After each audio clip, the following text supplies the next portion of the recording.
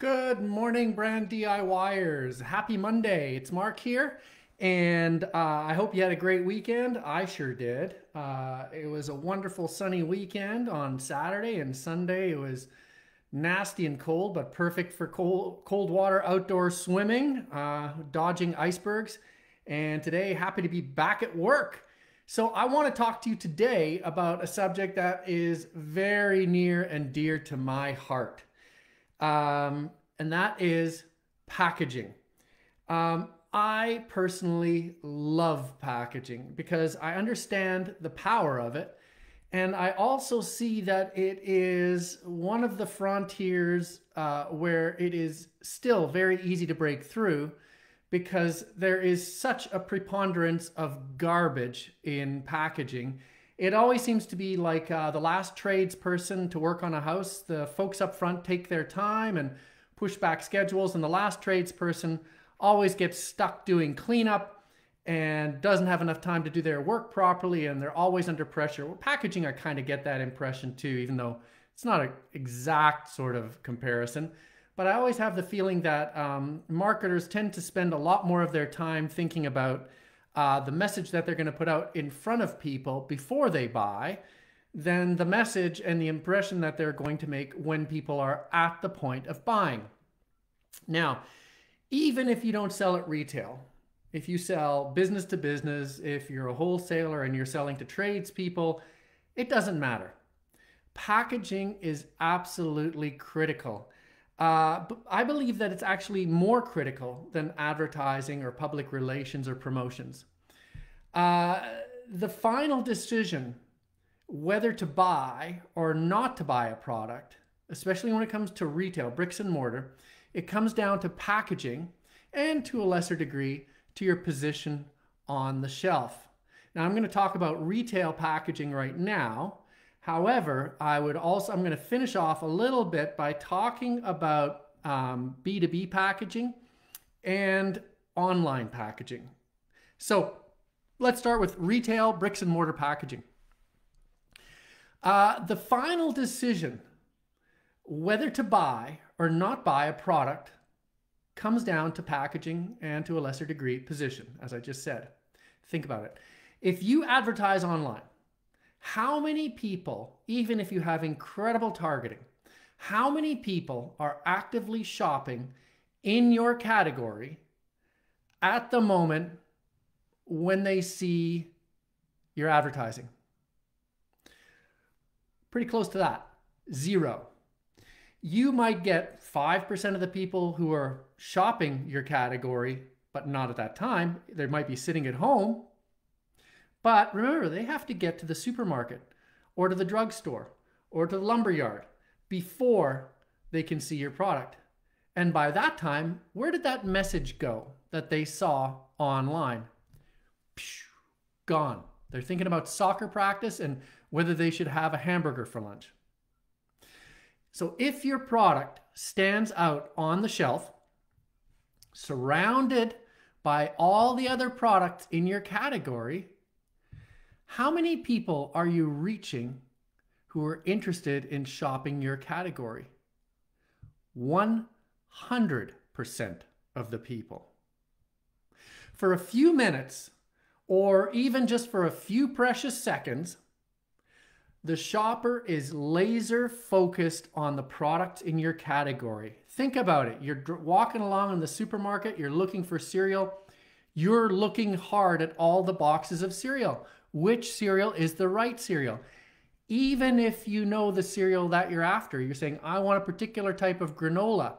You're still going to be surrounded by 4 or 5 other types of granola. And you go, didn't notice that one before. People, even if they're laser focused, they're walking down the cereal aisle, they still notice the other products surrounding the product that they're looking for. And yes, you can dramatically influence their final purchase decision right then, right there. All their previous intentions, they're going to get this type of granola. They've decided it's their favorite type of granola. All those intentions go out the window if your product stands out more in a better way.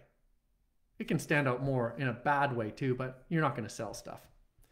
This is known as a branding moment, and it is extremely powerful. Now, smart retail brand managers funnel a large part of their budget into packaging because they know that the ROI is higher than advertising, promotion, public relations, or other spending options. And if the packaging is good, it doesn't just lead to people picking the product up off the shelf. It also leads to greater product loyalty and greater product recommendation. Now, what does that mean? I'm going to use a wonderful example of brilliant packaging. Back in the day when green was still kind of fringe, I was working in green. I ran an ad agency. And I remember as far as household cleaners went, hand soaps, dish soaps, stuff like that, we had very, very few choices. And the choices that were on the shelf were extremely boring.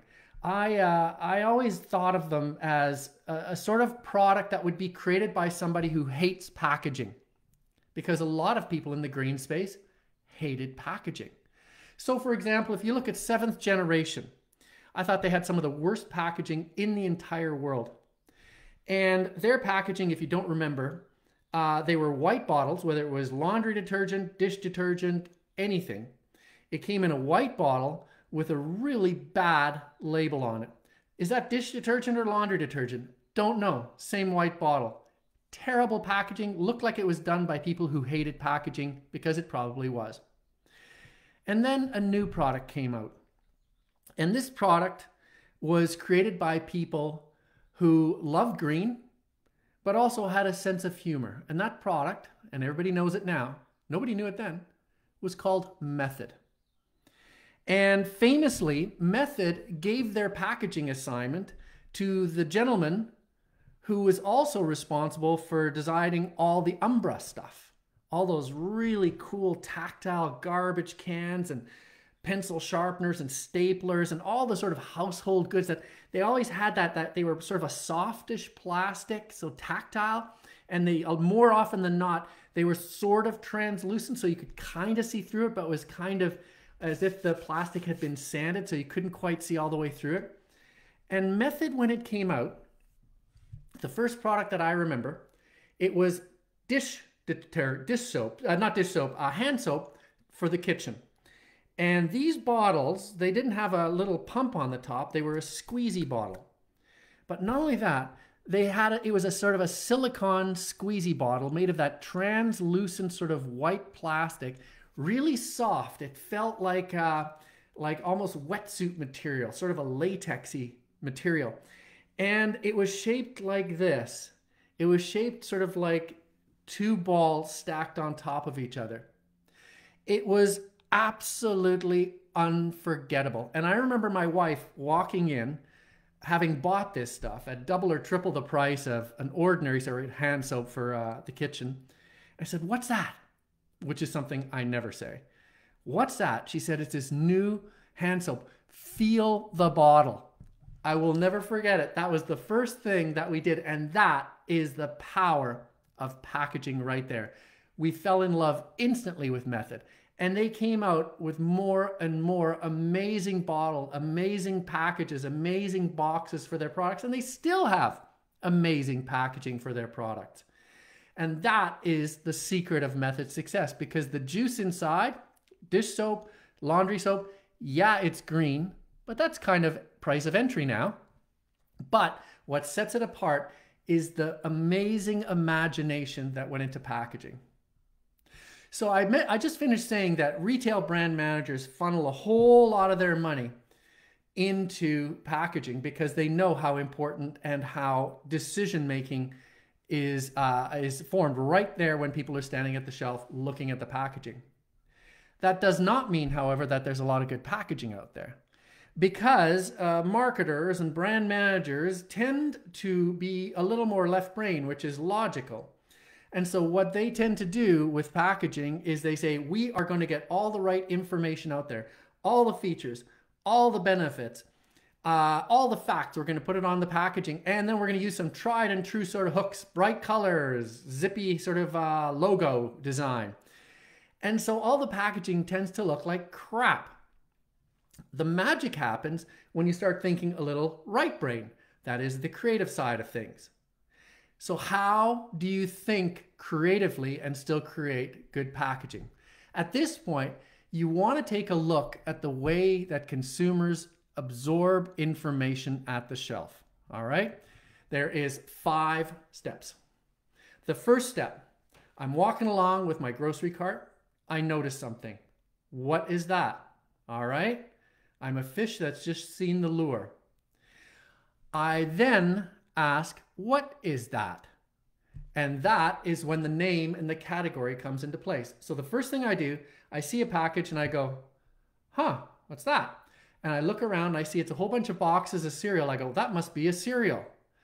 And I start to come in a little bit closer. And I see the name on this particular cereal box that attracted me. And I go, huh, never heard of that cereal box before. The next step, number 3, so I see something, I notice it, I ask, what is that? The next thing I ask myself is, why should I care? And at this point, I'll use laundry soap. It washes your whites whiter, comes into play. So that sort of message comes into play. That in turn drives curiosity. I want to know more. And if you've gotten me that far, then I'm ready to read your features and benefits mumbo jumbo, all the facts and stuff when people pick up the box and look around the back. If you get this sequence right, you will happily persuade consumers down a path and you'll leave them smiling at every step because you're honoring their intelligence and their curiosity and you're doing things in the right order. However, as I said, most brand managers and retail managers, they spend on packaging. However, they tend to go at it more logically. So what do? They go features and benefits first. So if you do that, what happens? The consumer isn't attracted in. They feel like you're assaulting them. You're trying to give them a snow job. Feature, feature, benefit, benefit. And they feel a bit put off by your packaging. And in that second, they're gone. So that is the sequence that you have to think of when you're thinking of creative packaging. Now, I want to leave you with one example of online packaging. Harry's Razors, one of my favorite companies in the world. Now, you say online packaging doesn't matter. Bullshit. It matters just as much. Because today, in this day and age where we're buying everything online, we want to feel like we're special, not like we're sort of drudges sitting in our house just clicking away all day and having stuff just arrive. The majority of packaging that you see online is garbage. However, Harry's Razors is one notable exception, one of few that I've seen. When Harry's arrives, you don't have to have the first step. I don't notice something, although you kind of do. There's a brown cardboard box, but it's not your average crappy brown cardboard box. There's a little tiny logo on it. It says Harry's. And I go, huh, that's kind of classy in a brutalistic way because you've got these brutal box, but a little classy logo on it. And then I look closer. What is that? And I go, oh, it's my Harry's razor and shaving cream. It's arrived. So I feel kind of special. Then what happens? I open it up.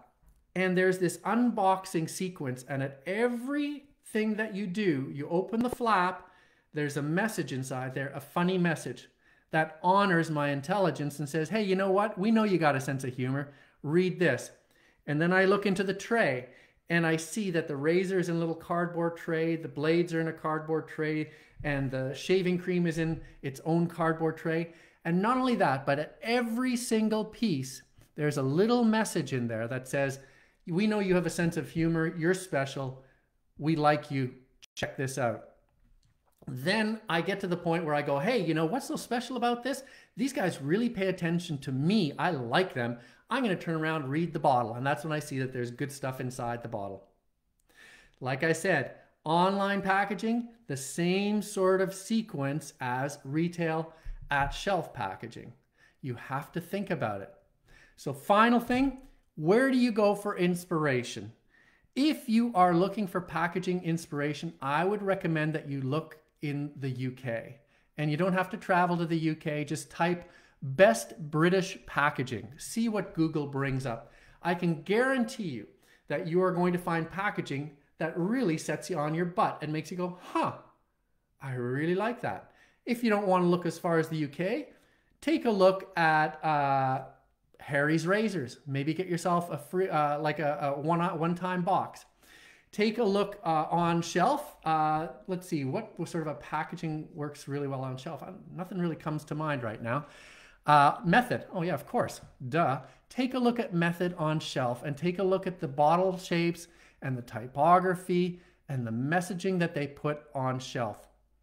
And if you have any questions, I love to talk about packaging. So reach out to me anytime and let's get a conversation started.